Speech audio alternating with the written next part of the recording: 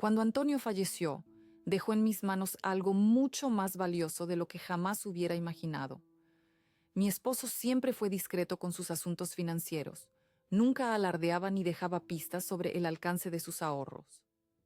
Llevábamos casi 40 años juntos, una vida entera compartiendo alegrías y penas en nuestra casa de Sevilla, donde criamos a nuestros dos hijos, Lucía y Mateo.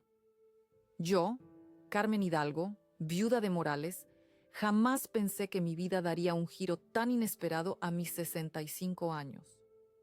Después del funeral, mientras organizaba documentos y revisaba viejos baúles en el desván de nuestra casa en el barrio de Santa Cruz, descubrí la verdad: una fortuna oculta en oro valorada en 15 millones de euros.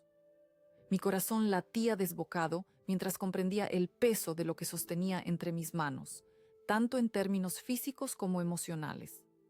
Me senté durante horas, contemplando las barras perfectamente apiladas, cada una brillando bajo la tenue luz que se colaba por la pequeña ventana del desván. Los rayos del sol andaluz hacían que el metal resplandeciera como si quisiera contarme todos los secretos que Antonio se había llevado a la tumba. Pensé en todos los sacrificios que había hecho a lo largo de los años, en las noches que había trabajado hasta tarde en su despacho de abogados y en los innumerables momentos en que había elegido el silencio en lugar de explicaciones cuando yo preguntaba por qué pasaba tanto tiempo revisando papeles después de la cena. Ahora entendía por qué. Este tesoro no era solo riqueza. Era su manera de protegerme en el futuro, de darme seguridad cuando él ya no pudiera hacerlo. Antonio siempre fue un hombre precavido, crecido en la posguerra española, hijo de quienes perdieron todo durante tiempos difíciles. Nunca se sabe lo que puede pasar mañana, Carmen. Me decía a menudo con aquella mirada profunda que escondía más de lo que revelaba. Con cada barra que sostenía, los recuerdos fluían como el Guadalquivir en primavera. Recordé la época en que apenas podíamos permitirnos alquilar un pequeño piso en Triana, cómo ahorrábamos cada peseta mientras él construía su reputación como abogado. Recordé sus manos ásperas sosteniendo las mías, prometiéndome que algún día tendríamos seguridad. Nunca mencionó riqueza, solo seguridad. Junto a las barras de oro encontré una carta escrita con su caligrafía impecable. Mi querida Carmen, comenzaba, si estás leyendo esto, significa que ya no estoy a tu lado. Lo que has encontrado es el resultado de años de inversiones prudentes y algunos casos que me permitieron adquirir este oro poco a poco. Nunca te lo dije porque quería protegerte. A veces, el conocimiento es una carga. Ahora es tuyo. Úsalo con la misma discreción con la que lo acumulé. Te amo eternamente, Antonio. Las lágrimas nublaron mi vista mientras doblaba cuidadosamente la carta y la guardaba cerca de mi corazón. El silencio de la casa parecía amplificar el peso de mi descubrimiento. Los relojes antiguos que Antonio coleccionaba marcaban el tiempo con un tic-tac constante, como si me recordaran que la vida seguía a pesar de las revelaciones. Supe instantáneamente que no podía contárselo a nadie, ni siquiera a mis hijos.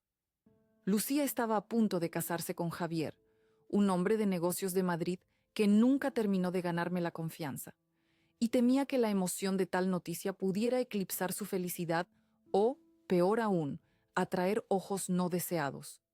Mateo, por su parte, vivía en Barcelona completamente absorbido por su carrera como arquitecto, siempre pidiendo préstamos que Antonio discretamente ayudaba a pagar. Esa noche, mientras la luna iluminaba las calles empedradas del barrio, tomé una decisión. Aseguré el oro, lo escondí en un lugar donde solo yo sabía, en un compartimento secreto que Antonio había construido años atrás bajo las baldosas de nuestro sótano, y me prometí mantener el secreto cerca de mi pecho. Las semanas siguientes fueron un torbellino de preparativos para la boda de Lucía. Entre pruebas de vestido, degustaciones de menú y listas interminables de invitados, apenas tuve tiempo para procesar lo que había descubierto. Por las noches, cuando el silencio volvía a envolver la casa, me sentaba en el sillón favorito de Antonio, junto a la ventana que daba al patio lleno de geranios y jazmines, y reflexionaba sobre mi nueva realidad. ¿Qué harías tú, Antonio?, susurraba a la noche, como si pudiera escucharme desde algún lugar. La respuesta siempre parecía llegar en forma de recuerdos. Su voz pausada, aconsejándome prudencia, su sonrisa tranquila cuando hablaba de proteger a la familia por encima de todo. A veces, en la soledad de nuestra habitación, el peso del secreto se volvía casi insoportable. Deseaba poder compartirlo con alguien, sentir que no estaba sola llevando esta carga. Pero entonces recordaba las palabras de Antonio. A veces, el conocimiento es una carga. Y comprendía la sabiduría de su silencio. El tiempo pasaba inexorablemente hacia el gran día de Lucía. Mientras los preparativos avanzaban, observaba a Javier con atención renovada, notando detalles que antes habían escapado a mi percepción. La forma en que sus ojos se detenían demasiado tiempo en los objetos de valor de nuestra casa. Sus preguntas aparentemente casuales sobre las finanzas familiares, su insistencia en saber si Antonio había dejado todo en orden. Con cada día que pasaba, agradecía más profundamente la previsión de Antonio. Su secreto se había convertido en mi escudo y su silencio en mi mayor lección. Mientras el calendario avanzaba hacia la boda de Lucía, yo aprendía el verdadero valor del legado que me había dejado. No solo era el oro físico, sino la sabiduría de proteger lo que es importante, de mantener ciertos tesoros ocultos de las miradas codiciosas del mundo. El día de la boda de Lucía llegó con una mezcla de alegría y silenciosa aprensión. La Catedral de Sevilla resplandecía bajo el sol primaveral, sus vidrieras proyectando luces multicolores sobre los bancos de madera antigua. Las flores de azahar perfumaban el aire, trayendo consigo ese aroma tan característico de las bodas andaluzas. Observé a mi hija caminar hacia el altar del brazo de mi cuñado Rafael, quien la entregaba en ausencia de Antonio. Su vestido blanco de encaje, diseñado por un modisto de renombre de Madrid, se ajustaba perfectamente a su figura, mientras la cola se extendía como un río de seda por el pasillo central. Su rostro irradiaba anticipación, y por un momento me permití olvidar el secreto que ardía en mi corazón. «Está preciosa, ¿verdad, Carmen?», susurró a mi lado Isabel, mi mejor amiga desde que éramos niñas en el colegio de las Hermanas de la Cruz. Le apreté la mano en respuesta, incapaz de articular palabras sin que se me quebrara la voz. En momentos así, la ausencia de Antonio se sentía como un dolor físico, un vacío imposible de llenar. Él debería estar aquí, pensé, viendo a su niña convertirse en mujer casada. La Giralda repicaba sus campanas mientras los invitados llenaban la iglesia con susurros y miradas de admiración. La música del órgano flotaba suavemente en el ambiente, interpretando una pieza de Bach que Antonio solía tararear mientras trabajaba en su despacho. Todo era perfecto, majestuoso, justo como Lucía siempre había soñado desde pequeña. Miré a Javier esperando en el altar, su traje impecable y su sonrisa confiada iluminando la estancia. A su lado, sus padres, Teresa y Eduardo Mendoza, destacados empresarios madrileños, observaban la escena con evidente satisfacción. Nunca habíamos conectado realmente. Nuestros mundos eran demasiado diferentes. Ellos, con su penthouse en la Castellana y sus veranos en Marbella. Nosotros, con nuestra casa antigua en el centro histórico y nuestras vacaciones sencillas en la costa de Cádiz. El sacerdote, don Alejandro, amigo de la familia desde hace décadas, comenzó la ceremonia con palabras sobre el amor y el compromiso que sonaban casi como un eco lejano, mientras mi mente divagaba. Observé las manos entrelazadas de los novios y algo en la mirada de Javier me inquietó profundamente. Había un cálculo en esos ojos oscuros, una ambición que iba más allá del amor por mi hija. Desvié la mirada hacia el banco donde se sentaba mi hijo Mateo, acompañado de su novia Claudia. Parecía distraído, revisando discretamente su móvil cada pocos minutos. Los negocios siempre primero, incluso en la boda de su hermana. Tan parecido a su padre en su dedicación, tan diferente en su transparencia. La ceremonia transcurrió entre lecturas, música y promesas de amor eterno. Cuando Lucía y Javier sellaron su unión con un beso, los aplausos retumbaron bajo las bóvedas centenarias de la catedral. Mi hija ahora era Lucía Morales de Mendoza. Una nueva etapa comenzaba. En el salón del Alcázar, donde se celebraba el banquete, me mantuve ocupada saludando a familiares y manteniendo conversaciones educadas, aunque por dentro sentía el peso de mi fortuna oculta. Cada vez que alguien mencionaba a Antonio o preguntaba cómo estaba sobrellevando su ausencia, sentía que podían leer en mi rostro el secreto que guardaba. Carmen, qué celebración tan espléndida, comentó Pilar, la hermana de Antonio, mientras tomábamos una copa de fino. Antonio estaría orgulloso. Siempre quiso lo mejor para Lucía. Sí, siempre pensó en su futuro, respondí, consciente del doble significado de mis palabras. La tarde avanzaba entre bailes, brindis y el constante murmullo de conversaciones. El patio de los Naranjos ofrecía un escenario idílico para la celebración, con sus fuentes murmurantes y la fragancia de los árboles cítricos mezclándose con el aroma de la paella y el jamón ibérico que se servía a los invitados. Observé a Javier moverse entre los grupos, encantando a todos con su labia y su aparente generosidad. Lo vi acercarse a los socios del bufete de Antonio, entablando conversaciones que parecían demasiado serias para una celebración como esta. Sus ojos brillaban cuando hablaba de proyectos futuros, de inversiones y oportunidades. Me pregunté cuánto sabría, cuánto sospecharía. Durante el baile nupcial, mientras Lucía y Javier se deslizaban por la pista al ritmo de un vals, Teresa Mendoza se acercó a mí con una copa de champán en la mano. Carmen, ahora que nuestros hijos están unidos, deberíamos hablar más a menudo. Eduardo tiene algunos consejos financieros excelentes para viudas. Ya sabes, para asegurar tu futuro. Su tono condescendiente hizo que se me erizara la piel. Gracias, Teresa, pero Antonio dejó todo perfectamente organizado. Respondí con una sonrisa que no llegó a mis ojos. Oh, por supuesto, insistió ella, pero los tiempos cambian, y una mujer sola... Bueno, siempre viene bien tener asesoramiento masculino en estos temas. Tragué el impulso de responderle que había administrado las cuentas familiares durante décadas mientras Antonio se concentraba en sus casos. En su lugar, mantuve mi compostura y desvié la conversación hacia temas más neutrales. A medida que avanzaba la noche, noté cómo Javier susurraba algo al oído de Lucía que la hizo fruncir el ceño momentáneamente antes de forzar una sonrisa.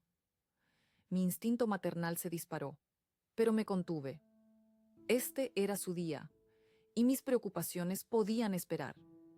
Cerca de la medianoche, cuando los novios se preparaban para partir hacia su luna de miel en las Maldivas, un regalo de los padres de Javier, Lucía me abrazó con fuerza. Gracias, mamá, por todo, susurró contra mi mejilla. Papá habría amado esta boda. Él está aquí, mi niña, respondí, sintiendo un nudo en la garganta. Siempre cuidando de nosotros. Mientras los veía alejarse en el coche adornado con flores, sentí una mezcla de felicidad y desasosiego. Mi pequeña comenzaba una nueva vida con un hombre que no terminaba de inspirarme confianza, pero intenté acallar mis temores. Quizás eran solo los recelos típicos de una madre sobreprotectora, amplificados por la ausencia de Antonio. Regresé a casa entrada la madrugada, acompañada por Mateo, quien insistió en asegurarse de que llegaba bien. La casa parecía más silenciosa que nunca, como si también extrañara el bullicio de los preparativos de la boda. ¿Estarás bien, mamá?, preguntó Mateo antes de marcharse. Puedo quedarme esta noche si quieres. Estaré perfectamente, le aseguré. Ve con Claudia, que te está esperando. Mañana hablamos. Una vez sola, me quité los zapatos de tacón y el vestido de seda azul que había elegido para la ocasión. Me senté frente al tocador donde aún permanecían las colonias y el cepillo de Antonio, como si en cualquier momento fuera a entrar por la puerta pidiendo ayuda con los gemelos de su camisa. Aquella noche llevé una silenciosa gratitud. Nadie sospechaba nada. Mi secreto seguía siendo solo mío. Levanté una copa que había traído de la fiesta, no solo por los recién casados, sino también por la previsión de mi silencio. Me daba consuelo, aunque no podía predecir cuán rápidamente esa decisión demostraría ser esencial. Antes de acostarme, revisé una vez más el escondite del oro. Todo seguía en su lugar, protegido por capas de silencio y discreción. Mientras me deslizaba entre las sábanas, el agotamiento del día finalmente me alcanzó. Cerré los ojos pensando en Lucía, en su nueva vida, en los desafíos que le esperaban. Y también en Antonio, en su legado oculto, en la fortaleza que me había transmitido sin saberlo. «Buenas noches, mi amor», susurré a la oscuridad como hacía cada noche desde su partida. Y por un instante, casi pude sentir su presencia junto a mí, tranquilizadora y cálida, guiándome a través de este nuevo capítulo de mi vida que apenas comenzaba a desplegarse ante mí. 3 días después de la boda, mi paz se hizo añicos como una delicada pieza de cerámica valenciana. Estaba sentada en el salón, disfrutando de una tranquila tarde con un libro de García Márquez entre las manos y una taza de té de hierbabuena que perfumaba el ambiente. El calor sevillano comenzaba a apretar, pero la casa antigua, con sus gruesos muros encalados, mantenía una temperatura agradable. Los jazmines del patio interior inundaban la estancia con su fragancia, mientras la radio emitía suavemente un programa de flamenco en Canal Sur. Era uno de esos momentos de calma que había aprendido a valorar desde la muerte de Antonio, pequeños oasis de tranquilidad donde el dolor de su ausencia se hacía más llevadero. El repiqueteo del timbre rompió la armonía del momento. No esperaba visitas. Lucía y Javier estarían en su luna de miel por 2 semanas más, y Mateo había regresado a Barcelona el día anterior. Dejé el libro sobre la mesita de cristal que Antonio había comprado en nuestra visita a Toledo y me dirigí hacia la puerta, alisándome instintivamente la falda. Al abrir, la sorpresa me dejó momentáneamente sin palabras. Allí estaba Javier, mi nuevo yerno, no con flores o palabras amables como cabría esperar de una visita de cortesía, sino flanqueado por 2 abogados de rostro severo, cuya presencia inmediatamente oscureció el ambiente.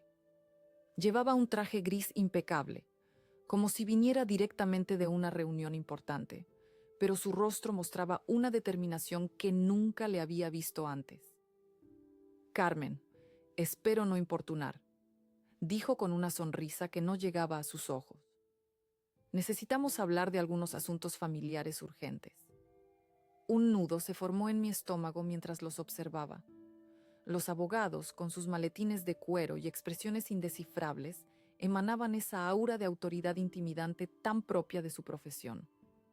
Uno de ellos, el más alto, tenía el cabello plateado y unas gafas que reflejaban la luz del sol de la tarde. El otro, más joven pero igualmente serio, sostenía una carpeta de piel que apretaba contra su pecho como si contuviera secretos de estado. «¿Y Lucía?», pregunté, buscando instintivamente a mi hija con la mirada.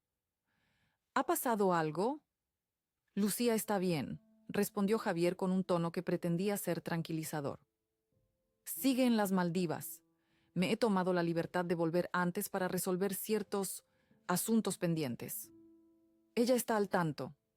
No le creí ni por un momento. Conocía a mi hija, y jamás habría permitido que su luna de miel se interrumpiera por asuntos pendientes, fuesen cuales fuesen. Pero decidí no confrontarlo directamente. La presencia de los abogados me aconsejaba cautela. «Por supuesto, pasad», dije por cortesía, aunque cada instinto me gritaba que no debía dejarlos entrar. Les indiqué el camino hacia el salón, donde el libro abandonado y la taza de té a medio beber eran testigos silenciosos de la paz que acababa de quebrarse. Javier tomó asiento sin esperar invitación, cruzando las piernas con esa confianza exagerada de quien se siente en territorio conquistado. Los abogados permanecieron de pie hasta que les señalé el sofá, donde se sentaron simultáneamente, como si fueran marionetas controladas por la misma mano. «Carmen», comenzó Javier con una voz suave que contrastaba con la tensión palpable en el ambiente. Estos caballeros son los licenciados Ramírez y Domínguez, del bufete Ramírez, Domínguez y Asociados. Han trabajado con mi familia durante años. El más joven, Domínguez, según pude deducir, se inclinó ligeramente hacia adelante. Es un placer conocerla, señora Morales. Lamentamos presentarnos así, sin previo aviso, pero el señor Mendoza insistió en la urgencia del asunto. Venían preparados con un contrato, pulcramente doblado en una carpeta de cuero marrón oscuro, con el emblema del bufete grabado en dorado. Javier habló con una educación calculada, explicando que el documento aseguraría el futuro de la familia si yo firmaba ciertos derechos. Sus palabras eran vagas, pero la presencia de los abogados dejaba claro que esta no era una conversación casual. Habían venido con una intención, y yo era el objetivo. Verás, Carmen, continuó Javier, usando mi nombre con una familiaridad que no le había concedido. Desde que me casé con Lucía, me siento responsable del bienestar de toda la familia. Antonio era un hombre brillante, pero los tiempos cambian y las estructuras financieras familiares deben adaptarse. El abogado Ramírez, el de cabello plateado, extrajo unos documentos de su maletín y los colocó sobre la mesa de centro, apartando con desdisimulado desprecio mi novela de García Márquez. Noté cómo sus ojos recorrían la habitación, evaluando cada objeto, cada cuadro, como si estuviera tasando una propiedad en venta. Lo que proponemos, intervino con voz monótona, es una reestructuración de activos que beneficiaría a todos los miembros de la familia Morales Mendoza. Un fideicomiso familiar, si se quiere. Mientras hablaban, mi mente funcionaba a toda velocidad. Cada frase parecía diseñada para desorientarme, para hacerme sentir incompetente en asuntos financieros, a pesar de que había administrado el presupuesto familiar durante décadas. Antonio siempre me había incluido en todas las decisiones económicas importantes, confiando en mi criterio tanto como yo confiaba en el suyo. ¿Y por qué esta urgencia?, pregunté, manteniendo la voz firme a pesar del temblor que amenazaba con delatarme. Lucía acaba de casarse. Apenas han pasado 3 días. ¿No podría esperar esto a su regreso? Javier intercambió una mirada rápida con Domínguez antes de responder. Los mercados no esperan, Carmen. Hay oportunidades que debemos aprovechar ahora. Además, queremos que todo esté en orden antes de que Lucía y yo regresemos. Un regalo de bodas, si lo prefieres. La palabra regalo en sus labios sonó como una amenaza velada. Me forcé a respirar lentamente, escondiendo el temblor en mis manos al entrelazarlas sobre mi regazo. Podía sentir la mirada penetrante de Javier, evaluando cada reacción, buscando signos de debilidad. No entiendo por qué necesitáis mi firma para hacer inversiones, dije con fingida inocencia. Vosotros podéis gestionar vuestro patrimonio como consideréis oportuno. Ramírez carraspeó, ajustándose las gafas con un gesto estudiado. Señora Morales, se trata de una visión más integral del patrimonio familiar. Incluye propiedades, inversiones y cualquier activo que pueda haber quedado pendiente tras el fallecimiento de su esposo. Y ahí estaba. La verdadera razón de su visita, apenas disimulada bajo capas de jerga legal. Buscaban el oro de Antonio, o al menos sospechaban su existencia. ¿Cómo lo habían descubierto? ¿Habría alguna pista en los documentos de Antonio que yo hubiera pasado por alto? ¿O era simplemente la codicia que olfateaba la posibilidad de riqueza oculta? Mi marido dejó todo perfectamente en orden, respondí con calma. El testamento fue ejecutado conforme a sus deseos y todos los bienes están debidamente registrados. Sin duda, intervino Domínguez con una sonrisa que pretendía ser tranquilizadora. Pero a veces, especialmente en familias tradicionales como la suya, existen reservas no declaradas, fondos de emergencia, inversiones alternativas. Es completamente comprensible y legal, por supuesto. Solo queremos asegurarnos de que todos esos recursos estén protegidos para las generaciones futuras. Me sentí como una presa acorralada. Cada instinto me gritaba que me estaban tendiendo una trampa cuidadosamente diseñada, una que asumía que yo era demasiado mayor o demasiado ingenua para darme cuenta. Hablaban de confianza, de responsabilidad, de asegurar que la vida de Lucía sería cómoda. Pero detrás de sus palabras cuidadosamente escogidas estaba el inconfundible aroma de la codicia. Podía verlo en los ojos de Javier, una impaciencia, un hambre que traicionaba la suavidad de su voz. Quería control, y lo quería ahora. ¿Y Lucía? Insistí. ¿Ella ha visto estos documentos? ¿Los ha aprobado? Javier agitó la mano como quien espanta a una mosca molesta. Lucía confía en mí para estos asuntos. Ya sabes cómo son las mujeres con los temas financieros. El comentario, tan deliberadamente ofensivo, estaba diseñado para provocarme, para hacerme reaccionar emocionalmente. Respiré hondo, recordando las palabras que Antonio solía repetir cuando enfrentaba adversarios particularmente astutos en el juzgado. La calma es la mejor estrategia cuando el oponente busca el caos. Me temo que no podré firmar nada hoy, dije con firmeza. Necesito tiempo para revisar estos documentos con mi propio abogado. ¿Su abogado?, preguntó Ramírez, claramente sorprendido. Pensábamos que, tras el fallecimiento de don Antonio, usted no había contratado representación legal propia. Su comentario confirmó mis sospechas. Habían investigado a fondo mi situación, buscando vulnerabilidades que explotar. Permanecí sentada en silencio, observándolos, permitiendo que el peso de mi negativa colgara pesadamente en el aire. Una vez sentados, los abogados comenzaron a leer pasajes del contrato, cada cláusula más alarmante que la anterior. Sepultados bajo una jerga legal que reconocí de mis años junto a Antonio, las palabras apuntaban a transferir la propiedad de cualquier activo oculto o futuro directamente a manos de Javier. Era una trampa cuidadosamente diseñada, una que asumía que yo era demasiado mayor o demasiado ingenua para darme cuenta. Esta cláusula, señaló Domínguez con un dedo largo y pálido sobre el papel, simplemente establece un mecanismo de protección patrimonial intergeneracional. Es una práctica común en familias como la suya, familias como la mía. La frase resonó en mi cabeza como un insulto velado. ¿Qué sabían ellos de mi familia? ¿De los sacrificios de Antonio para construir lo que teníamos? ¿De nuestras noches de insomnio, cuando los casos difíciles se acumulaban y el dinero escaseaba? Y aquí, continuó Ramírez, pasando a otra página con estudiada lentitud, establecemos un fideicomiso controlado por administradores designados que velarán por el interés de todos los miembros de la familia. Leí entre líneas lo que no decían, que esos administradores designados serían Javier y sus abogados, que el interés de todos significaba, en realidad, el interés de Javier.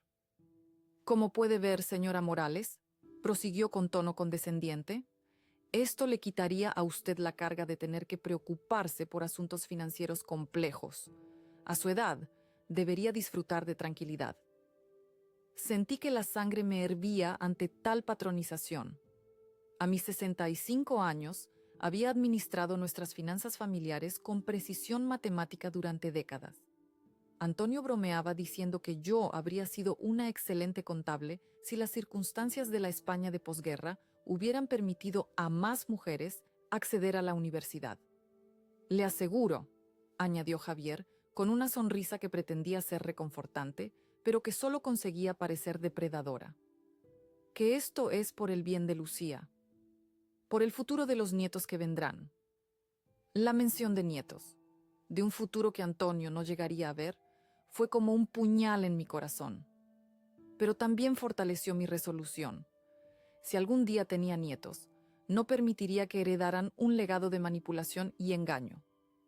Todo esto parece muy exhaustivo, comenté, ganando tiempo mientras estudiaba sus rostros. ¿Cuál es exactamente la urgencia? Javier y los abogados intercambiaron miradas. Fue apenas un segundo, pero suficiente para confirmar mis sospechas. No estaban siendo sinceros. Como mencioné, respondió Javier, aflojándose ligeramente la corbata. Hay oportunidades de inversión que no pueden esperar. El mercado inmobiliario en Madrid está en un momento crucial. Además, intervino Ramírez, con todo respeto, señora Morales, no es infrecuente que las viudas, bueno, tomen decisiones precipitadas con el patrimonio familiar en momentos de vulnerabilidad emocional. Contuve la indignación que me provocaba su comentario. ¿Vulnerabilidad emocional? Habían pasado 8 meses desde la muerte de Antonio. El dolor seguía ahí, por supuesto, como un compañero silencioso que nunca me abandonaría completamente, pero había aprendido a funcionar, a tomar decisiones, a sobrevivir. Entiendo su preocupación, respondí con una calma que no sentía, pero les aseguro que estoy perfectamente capacitada para gestionar mis asuntos. Por supuesto, se apresuró a decir Domínguez, con una sonrisa que no llegaba a sus ojos. Nadie cuestiona su capacidad. Se trata simplemente de optimización fiscal y protección patrimonial. Javier se inclinó hacia mí, adoptando esa postura que he visto en tantos hombres a lo largo de mi vida, la del que está a punto de explicarle algo muy sencillo a alguien que considera inferior. Carmen, piensa en Lucía, en lo que Antonio habría querido. Él siempre fue un hombre práctico, ¿no es así? Habría entendido que estas medidas son necesarias en el mundo actual. La invocación del nombre de Antonio me dolió más que cualquier otra táctica. ¿Cómo se atrevía este advenedizo a pretender conocer lo que mi marido habría querido? Antonio, que valoraba la independencia por encima de todo, que me había enseñado a confiar en mi propio criterio, que había guardado su fortuna en secreto precisamente para protegerla de personas como Javier. Mi marido confiaba en mi juicio, respondí secamente. Y yo confío en el suyo al haberme dejado a cargo de nuestros asuntos. Un silencio incómodo se instaló en la habitación. A través de la ventana abierta se colaba el rumor de la fuente del patio y el canto ocasional de un jilguero que anidaba en el naranjo. Sonidos cotidianos, reconfortantes, que contrastaban con la tensión que flotaba en el aire del salón. Señora Morales, retomó Ramírez tras aclararse la garganta. Quizás no estamos siendo suficientemente claros. Existen indicios de que su difunto esposo pudo haber mantenido ciertos activos fuera de los canales oficiales, activos que técnicamente formarían parte del patrimonio conyugal y por extensión tendrían implicaciones para la herencia de sus hijos. Así que ahí estaba, la amenaza apenas velada. Sabían algo, o al menos sospechaban. ¿Habrían encontrado algún documento, alguna pista en los papeles del despacho de Antonio? ¿O era simplemente la intuición de los buitres que huelen la carroña desde kilómetros de distancia? No tengo idea de a qué se refiere, respondí sosteniendo la mirada de Ramírez sin pestañear. Mi marido fue un abogado respetado y escrupuloso. Nadie sugiere lo contrario, intervino rápidamente Domínguez. Pero incluso los hombres más honorables toman precauciones, especialmente en tiempos de inestabilidad económica. Javier, que había estado observando el intercambio con atención, volvió a tomar la palabra. Su tono había perdido parte de la cortesía inicial, revelando una dureza que confirmaba mis peores temores sobre él. Carmen, seamos francos, sabemos que Antonio dejó algo más que esta casa y la cuenta corriente. Era demasiado inteligente para no haber previsto contingencias. Si tienen pruebas de alguna irregularidad, respondí endureciendo mi voz, les sugiero que hablen con Hacienda. Pero les advierto que mi marido mantuvo siempre sus asuntos en perfecto orden legal. El rostro de Javier se tensó visiblemente. No estaba acostumbrado a que le plantaran cara, especialmente una mujer de mi edad. No se trata de irregularidades, Carmen, dijo con impaciencia mal disimulada. Se trata de proteger el legado de Antonio para toda la familia, para Lucía y para nuestros futuros hijos. Nuestros. La palabra sonó como una apropiación indebida, como si ya considerara que todo lo que pertenecía a Lucía, incluida su herencia, fuera automáticamente suyo. Necesito tiempo para considerar esto, dije finalmente, cerrando la carpeta que habían colocado frente a mí. Y como ya he dicho, consultaré con mi propio abogado. Por supuesto, concedió Ramírez, aunque su expresión contradecía sus palabras. Pero le recomendaría que no demore demasiado esta decisión. Hay plazos que considerar. Más amenazas veladas, más presión. Habían venido preparados para una rendición inmediata, no para una negociación. Mientras recogían sus papeles, noté cómo Javier estudiaba cada rincón del salón con ojos calculadores, como si ya estuviera tasando las antigüedades que Antonio y yo habíamos coleccionado a lo largo de los años. El reloj de pared que compramos en Toledo. El cuadro de un pintor local que retrataba el Guadalquivir al atardecer. La vitrina con las porcelanas que heredé de mi abuela. Una última cosa, Carmen, dijo Javier cuando se disponían a marcharse. Lucía regresará en 2 semanas. Sería conveniente tener esto resuelto antes de su vuelta, para no preocuparla con asuntos legales durante su adaptación a la vida matrimonial. La amenaza implícita era clara.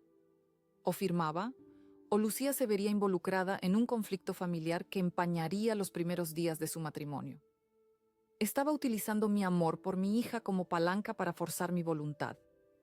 Mientras acercaban los papeles hacia mí, dejé que mis dedos descansaran sobre el bolígrafo durante un largo momento. La habitación quedó en silencio. El único sonido era el tic-tac del reloj en la pared, aquel que Antonio había reparado con sus propias manos una tarde de domingo lluviosa. Miré a cada hombre a los ojos, sosteniendo la mirada de Javier hasta que se removió incómodamente en su asiento. Luego, con tranquila firmeza, devolví el contrato deslizándolo por la mesa sin firmarlo. Los abogados intercambiaron miradas, claramente no preparados para la resistencia. La fachada educada de Javier comenzó a resquebrajarse. Su mandíbula se tensó y su voz perdió la suavidad. Presionó nuevamente, insistiendo en que era el mejor camino a seguir, que debía confiar en él como familia. Pero mi silencio era más fuerte que cualquier palabra que pudiera haber pronunciado. Simplemente doblé las manos en mi regazo y dejé que el peso de mi negativa flotara denso en el aire. Carmen, insistió Javier, inclinándose hacia adelante con los codos apoyados en las rodillas. Creo que no estás entendiendo la oportunidad que te estamos ofreciendo. Esto protegería tu futuro, el de Lucía, el de toda la familia. Lo entiendo perfectamente, respondí con una calma que sorprendió incluso a mí misma. Pero como dije, necesito tiempo para revisar estos documentos con detenimiento. Ramírez carraspeó, ajustándose las gafas con un gesto nervioso. Señora Morales, le aseguro que todo está en orden. Estas cláusulas son estándar en este tipo de acuerdos familiares. Entonces no habrá problema en que mi abogado las revise, respondí, manteniendo el tono sereno pero firme. Antonio siempre decía que nunca se debe firmar un documento legal sin la debida diligencia. La mención de Antonio pareció incomodarlos. Quizás porque les recordaba que yo no era una viuda desamparada, sino la esposa de un respetado jurista que me había enseñado más de lo que ellos imaginaban sobre contratos y trampas legales.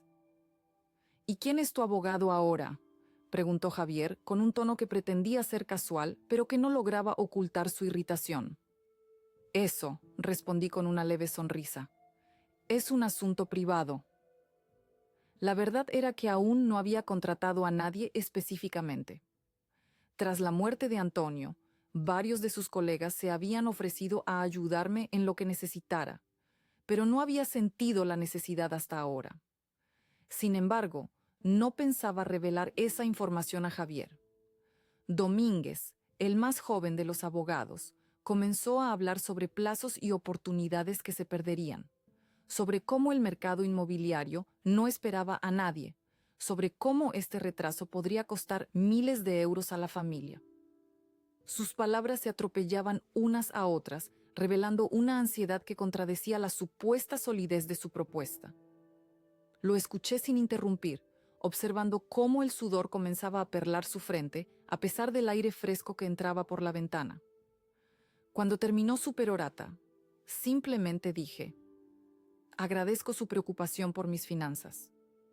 Cuando tenga una respuesta, me pondré en contacto con ustedes. El silencio que siguió fue denso, cargado de una tensión que casi podía tocarse. A través de la ventana abierta se colaba el murmullo de la vida cotidiana en el barrio, voces de vecinos, el pregón lejano de un vendedor ambulante, el repiqueteo de las campanas de la iglesia cercana anunciando la hora. Sonidos familiares que contrastaban con la extrañeza de esta situación. Javier fue el primero en romper el silencio. Su voz había perdido toda pretensión de calidez familiar. Carmen, no creo que entiendas las implicaciones de lo que estás haciendo. Este acuerdo beneficiaría a todos, especialmente a Lucía. Lucía tiene una madre perfectamente capaz de velar por sus intereses, respondí, sintiendo cómo la indignación comenzaba a filtrarse en mi voz. Como lo ha hecho durante toda su vida. Los tiempos cambian, insistió él con un desdén apenas disimulado. Y con todo respeto, no estás en posición de gestionar un patrimonio familiar en el mundo financiero actual. Respiré profundamente, recordando las palabras que Antonio solía repetirme cuando enfrentábamos situaciones difíciles juntos. La dignidad no se negocia, Carmen. Ni por dinero, ni por conveniencia, ni siquiera por paz. Te equivocas, Javier, dije con tranquila certeza. Estoy exactamente en la posición que mi marido consideró adecuada para gestionar lo que nos pertenece, y respetaré su voluntad. Vi cómo su rostro se transformaba, cómo la máscara de yerno preocupado caía para revelar por un instante al hombre calculador que realmente era. Sus ojos se endurecieron y una vena palpitó visiblemente en su sien. No estaba acostumbrado a que le dijeran que no, y menos aún a que una mujer de mi edad desafiara su autoridad. Esto no es solo por ti, dijo, bajando la voz hasta convertirla casi en un susurro amenazante. Piensa en Lucía. ¿Realmente quieres complicar su matrimonio con disputas familiares? La amenaza implícita me heló la sangre, pero mantuve mi compostura. Mi relación con mi hija no es asunto tuyo, y estoy segura de que ella entendería perfectamente mi necesidad de ser prudente con decisiones financieras importantes. Los abogados, incómodos ante el giro que estaba tomando la conversación, comenzaron a recoger sus papeles. Ramírez murmuró algo sobre reconsiderar los términos y volver con una propuesta más clara, mientras Domínguez evitaba mirarme directamente a los ojos. Quizás deberíamos continuar esta conversación en otro momento, sugirió Ramírez, dirigiéndose más a Javier que a mí. Cuando la señora Morales haya tenido tiempo de reflexionar sobre los beneficios del acuerdo. Javier asintió bruscamente, pero sus ojos no se apartaron de los míos. En ellos pude leer claramente un mensaje. Esto no había terminado. Se levantaron casi al unísono, como si hubieran ensayado la escena. Javier se abotonó la chaqueta con un gesto mecánico, mientras los abogados guardaban sus documentos en sus respectivos maletines. La formalidad con la que habían entrado se había evaporado, reemplazada por una tensa cortesía que apenas ocultaba su frustración. Los acompañé hasta la puerta más por costumbre que por cortesía. Mientras salían, Javier se detuvo en el umbral y se volvió hacia mí. «Piénsalo bien, Carmen», dijo en voz baja para que solo yo pudiera oírlo. «Hay mucho en juego aquí, más de lo que imaginas». No respondí. No había necesidad. Mi silencio era más elocuente que cualquier palabra que pudiera pronunciar. Cuando la puerta finalmente se cerró tras ellos, me permití apoyarme contra ella, sintiendo cómo las piernas me temblaban por la tensión acumulada. Escuché sus pasos alejándose por el empedrado de la calle, el murmullo de sus voces desvaneciéndose en la distancia. El reloj del salón dio las 6 de la tarde, su sonido familiar y reconfortante en medio de la turbulencia emocional que sentía. Me dirigí lentamente hacia la cocina, necesitando el ritual cotidiano de preparar café para calmar mis nervios alterados. Mientras el aroma del café recién hecho comenzaba a inundar la estancia, Repasé mentalmente cada momento del encuentro. La arrogancia de Javier, la condescendencia de los abogados, la amenaza velada de involucrar a Lucía en el conflicto. Todo apuntaba a una conclusión ineludible. Sabían algo, o al menos sospechaban, sobre el tesoro de Antonio. Pero, ¿cómo? Mi marido había sido meticuloso en su discreción. No había registros, no había papeles, no había confidencias compartidas con nadie más que conmigo. A menos que un pensamiento inquietante cruzó mi mente. ¿Y si alguien del despacho de Antonio había notado algo inusual en sus movimientos financieros a lo largo de los años? ¿Y si ese alguien había compartido sus sospechas con Javier? Tomé la taza de café y me dirigí al pequeño estudio que había sido el refugio de Antonio. La habitación permanecía prácticamente intacta desde su muerte. No había tenido corazón para reorganizarla o cambiar nada. Su pluma estilográfica seguía sobre la agenda abierta, como si hubiera salido solo un momento y fuera a regresar en cualquier instante para terminar la frase interrumpida. Me senté en su sillón de cuero gastado, sintiendo su ausencia con dolorosa intensidad. «¿Qué harías tú, Antonio?», susurré a la habitación vacía. «¿Cómo manejarías esto?». Casi pude escuchar su respuesta, tan clara como si estuviera sentado frente a mí. «Con prudencia, Carmen. Siempre con prudencia. Y recordando que el silencio es a veces la mejor defensa». Asentí a la habitación vacía, agradeciendo silenciosamente la fortaleza que me había transmitido a lo largo de nuestros años juntos. No firmaría ese contrato. No entregaría el control de nuestro patrimonio, y especialmente no del tesoro oculto, a un hombre como Javier.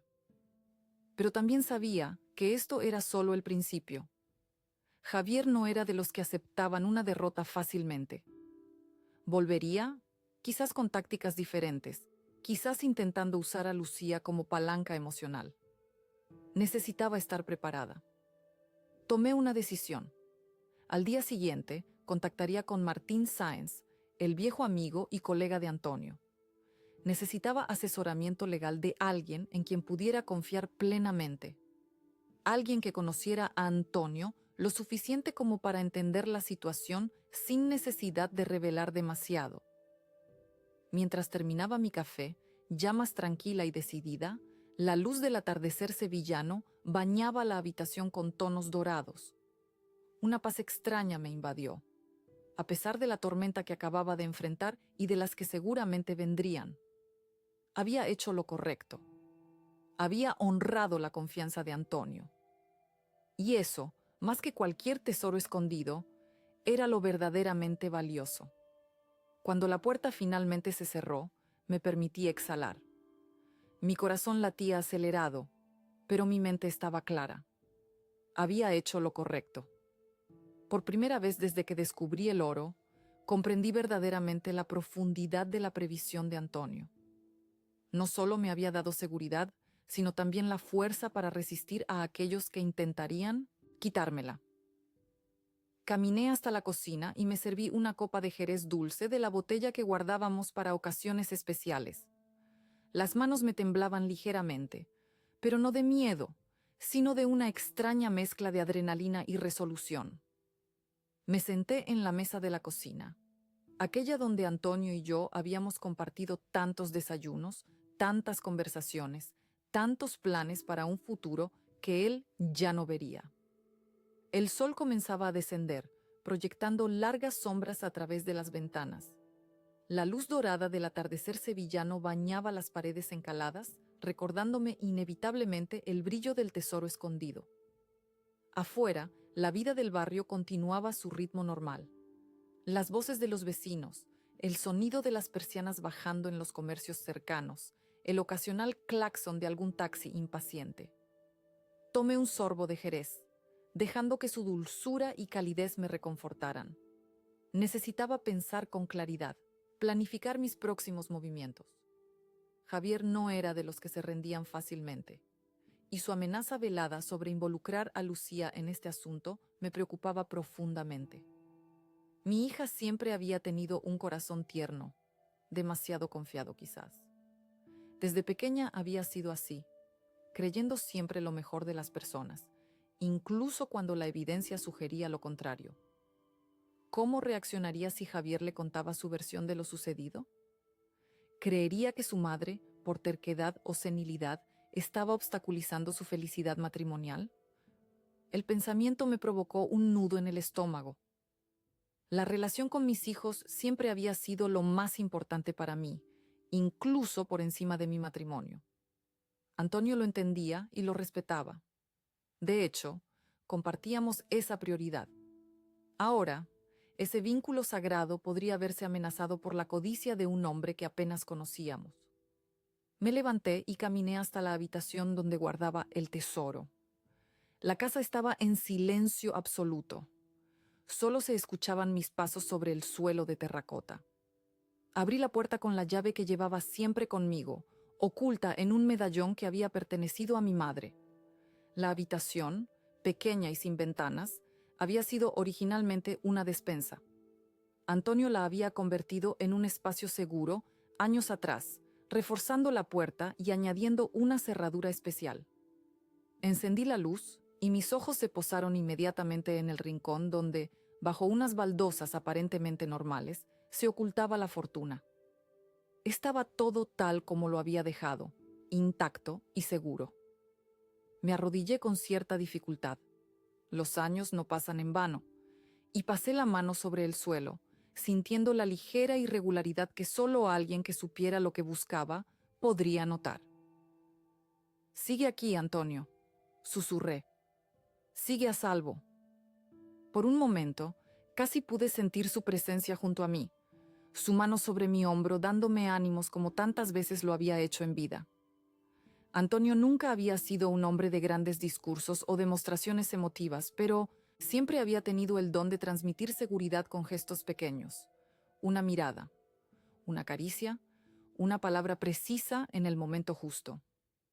Me incorporé lentamente y cerré la puerta tras de mí, asegurándome de que la cerradura quedaba bien cerrada. Mientras regresaba al salón, mi mente repasaba las opciones disponibles. Necesitaba asesoramiento legal, eso estaba claro. Pero, ¿a quién podía confiar un secreto de tal magnitud? El nombre de Martín Sáenz volvió a mi mente. Amigo de Antonio desde la universidad, habían compartido despacho durante los primeros años de sus carreras antes de tomar caminos separados. Martín se había especializado en derecho de familia y patrimonial, mientras Antonio prefirió el derecho penal. Sin embargo, habían mantenido una amistad estrecha a lo largo de los años, cenando juntos al menos una vez al mes. Si había alguien en quien Antonio hubiera confiado para proteger a su familia, ese era Martín. Decidí que lo llamaría a primera hora de la mañana. No le revelaría todo, por supuesto. La existencia del oro seguiría siendo mi secreto, al menos por ahora. Pero necesitaba saber qué derechos tenía Javier sobre el patrimonio familiar, si podía legalmente presionarme para firmar documentos, y cómo protegerme, y proteger a Lucía de sus maniobras. El reloj dio las 9 de la noche. En circunstancias normales, estaría preparándome para ver alguna serie en televisión o leer un poco antes de acostarme. Pero esta noche, el cansancio emocional me golpeó con fuerza. La confrontación con Javier y los abogados había drenado mis energías más de lo que había anticipado. Me preparé una tila, la infusión que Antonio siempre me recomendaba para las noches de insomnio, y me la llevé al dormitorio. La habitación, como el resto de la casa, permanecía prácticamente igual que cuando Antonio vivía. Su lado de la cama seguía impecablemente hecho cada mañana, aunque ya no hubiera nadie para deshacerlo por la noche. Sus libros seguían en la mesita de noche, con el marcapáginas aún en la página donde había dejado su última lectura. Pequeños rituales que me ayudaban a mantenerlo presente, a pesar de su ausencia física. Me senté en el borde de la cama y tomé la fotografía enmarcada que guardaba en mi mesita. Una imagen de nuestro 30º aniversario de boda, celebrado en un restaurante junto al Guadalquivir. Antonio sonreía a la cámara con esa expresión ligeramente reservada tan suya, mientras yo apoyaba la cabeza en su hombro, radiante. Habíamos sido felices, a pesar de las dificultades, a pesar de los momentos duros, una felicidad construida día a día, con paciencia y compromiso. «Me haces falta, Antonio», murmuré a la fotografía. «Ahora más que nunca». Pero incluso mientras pronunciaba esas palabras, sabía que no era del todo cierto. Antonio me había preparado para este momento, quizás sin saberlo. Con su ejemplo, con sus enseñanzas, con la confianza que había depositado en mí al dejarme ese legado oculto. No me había abandonado del todo. Parte de su fortaleza permanecía conmigo. Esa noche, mientras me sumergía en un sueño inquieto, mi mente elaboró un plan. Contactaría con Martín, por supuesto, pero también tomaría otras precauciones. Documentaría todo lo sucedido hoy. Escribiría una carta explicando la situación y la guardaría en lugar seguro, por si algo me sucedía. Consideraría incluso la posibilidad de mover parte del oro a una ubicación diferente, diversificando el riesgo. Y lo más importante, encontraría la manera de proteger mi relación con Lucía. Quizás podría invitarla a almorzar solas cuando regresara de su luna de miel, antes de que Javier pudiera envenenar su mente contra mí. Le recordaría cuánto la quería, sin mencionar mis sospechas sobre su marido. Aún era pronto para eso. No quería empañar su felicidad recién estrenada con mis recelos. Al amanecer, me desperté con una claridad que no había sentido en meses. El canto de los pájaros en el naranjo del patio y la luz suave que se filtraba entre las cortinas me dieron la bienvenida a un nuevo día. Un día que enfrentaría con la determinación renovada que solo puede surgir después de haber superado una prueba difícil. Me vestí con cuidado, eligiendo un conjunto que Antonio siempre había elogiado. Una falda de lino azul marino y una blusa de seda en tono crema. Me peiné el cabello plateado en un moño sencillo pero elegante y me apliqué un toque de maquillaje. La imagen que me devolvió el espejo no era la de una anciana vulnerable, sino la de una mujer madura con dignidad y propósito. Después de desayunar, lo primero que hice fue llamar a Martín. Su secretaria me dijo que estaba en una reunión, pero al mencionar mi nombre, la conversación cambió de tono inmediatamente. «Doña Carmen, por supuesto. Don Martín querrá hablar con usted lo antes posible. ¿Puede venir a la oficina esta tarde? ¿A las 5? Acordé la cita y colgué, sintiendo una pequeña victoria. El nombre de Antonio seguía abriendo puertas, incluso en su ausencia. El resto de la mañana lo dediqué a ordenar documentos y a escribir esa carta que había planeado durante la noche. No mencioné específicamente el oro, pero sí dejé constancia de mis preocupaciones sobre Javier y sus intenciones. La guardé en un sobre que sellé y deposité en la caja fuerte que teníamos en casa, junto con otros documentos importantes. A media mañana recibí una llamada inesperada. Era Lucía, desde las Maldivas. El corazón me dio un vuelco al ver su nombre en la pantalla del teléfono. «Mamá, ¿cómo estás? Te llamo desde el hotel, aprovechando que Javier ha salido a bucear». Su voz sonaba alegre, despreocupada. Claramente, Javier no le había mencionado nada sobre su visita del día anterior. «Estoy bien, cariño», respondí, esforzándome por sonar natural. «¿Qué tal la luna de miel?» «Maravillosa. Esto es un paraíso, mamá. Deberías ver las playas. El agua es tan cristalina que puedes ver los peces de colores nadando entre tus pies».